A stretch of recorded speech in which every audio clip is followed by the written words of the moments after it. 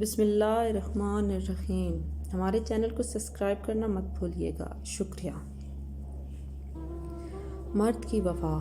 क्या मर्द की इतनी वफ़ा काफ़ी नहीं कि वो चार का कानूनी हक रखते हुए भी ज़िंदगी एक पर गुजार देता है।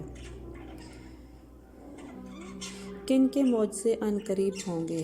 तुम यूँ ना उम्मीद और उदास ना हो, अल्लाह सब बेहतर करेंगे इंशाअल्लाह।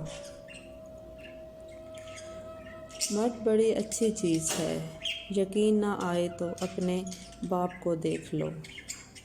औरत की लंबी ज़ुबान का शिकवा सभी करते हैं, मगर कोई गूंगी औरत से शादी भी नहीं करता। और बेशक अल्लाह का साथ सबसे बेहतरीन साथ है। कितने नसीबों वाले होंगे वो हाथ जिनसे अल्लाह लिखा जाएगा। सुभान अल्लाह। और फिर अल्लाह ने फरमाया, ए मूसा, मैं औलाद के ज़रिए बेटी भेजता हूँ जब मैं बेहद खुश होता हूँ। सुभान अल्लाह।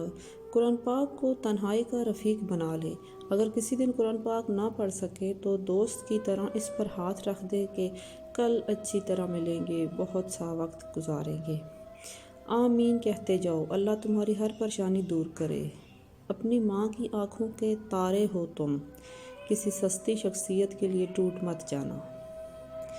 मेरी नज़र में औरत दो बार यतीम होती है, एक जब बाप मरता है उसका, एक तब जब शौहर मरता है उसका।